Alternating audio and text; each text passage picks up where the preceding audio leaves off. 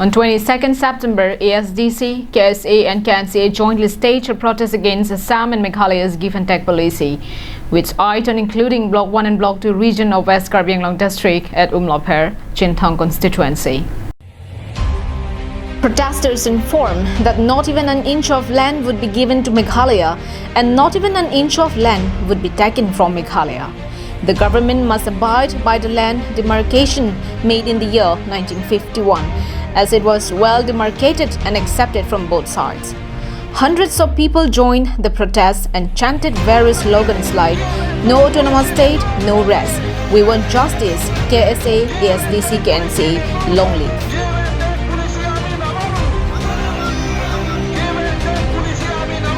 মুখ্যমন্ত্রী chief মিনিস্টারক log কৰিলো memorandum দি আহিলো তেখেতে এটা কথা কৈছিলে যে ঠিক আছে আপোনালোকে যেটো বিচাৰিছে সেই মতে মই কৰিম.